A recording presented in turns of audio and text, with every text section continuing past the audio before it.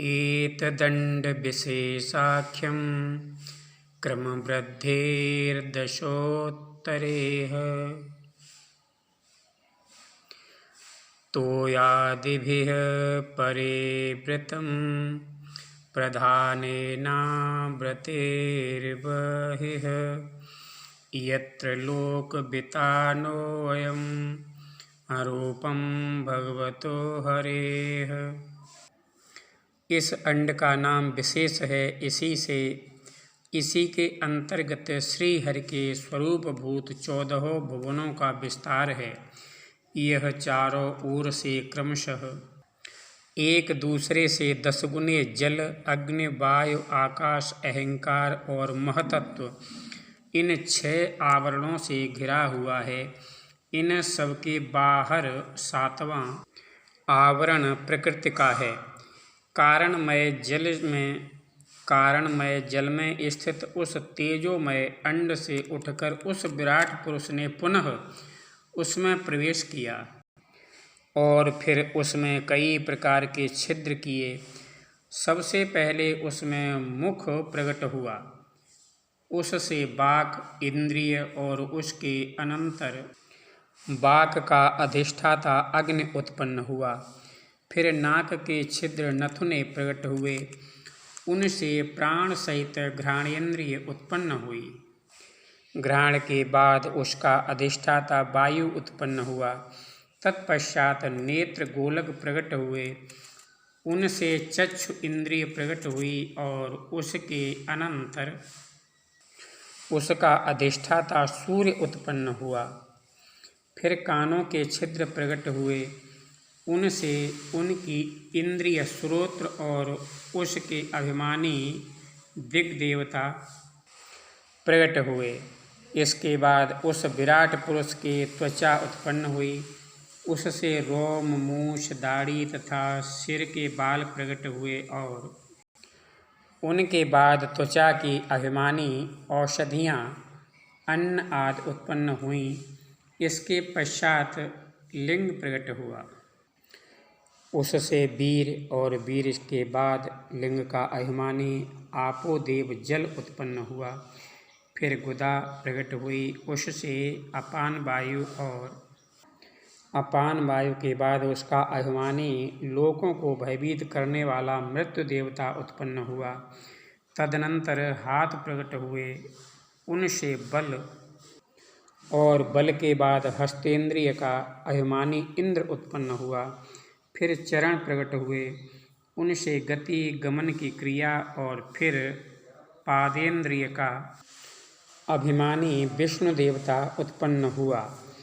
इसी प्रकार जब विराट पुरुष के नाड़ियाँ प्रकट हुईं तो उनसे रुधिर उत्पन्न हुआ और उससे नदियाँ हुईं। फिर उससे उदर पेट प्रकट हुआ, उससे क्षुधा पिपासा की अभिव्यक्ति हुई और फिर उदर का अभिमानी समुद्र देवता उत्पन्न हुआ।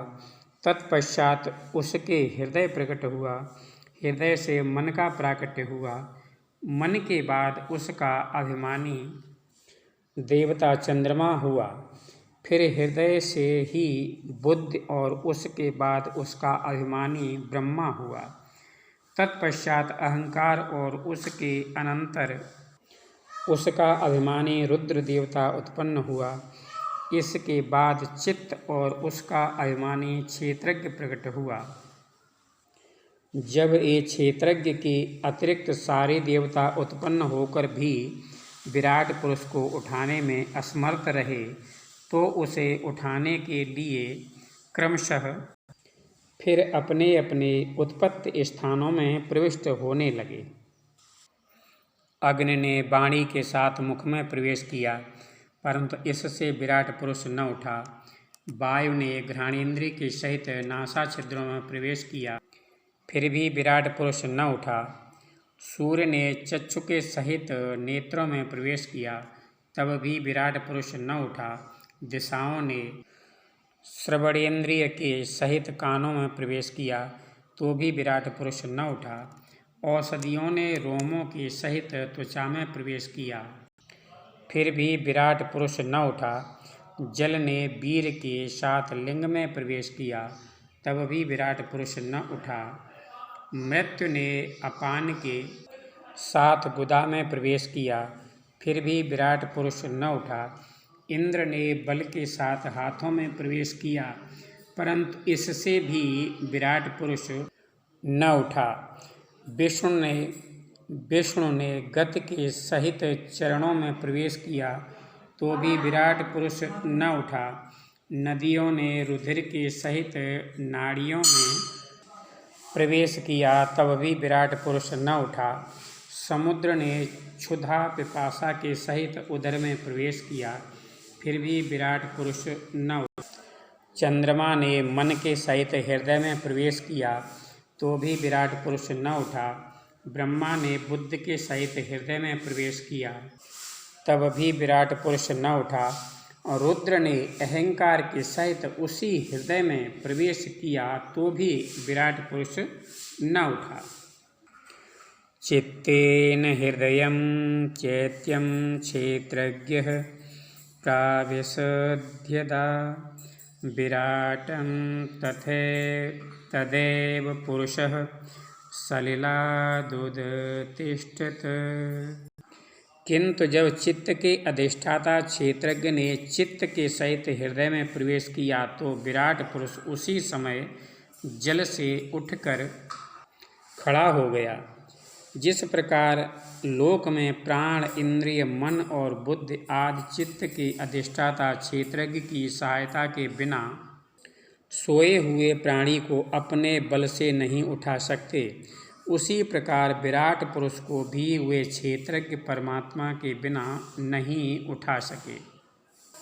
अतः भक्त वैराग्य और चित्त की एकाग्रता से प्रकट हुए ज्ञान के द्वारा उस अंतरात्मा स्वरूप क्षेत्रज्ञ को इस शरीर में स्थित जानकर उसका चिंतन करना चाहिए। इति श्रीमद्भागवते महापुराणे पारमहंस्यां संहितायां तृतीये स्कंधे कापिले तत्त्वसम्मानाय षट्विंशो अध्याय 26। यह प्रसंग श्रीमद्भागवत महापुराण के तृतीय स्कंद से अध्याय 26 श्लोक संख्या 52 से लेकर के श्लोक संख्या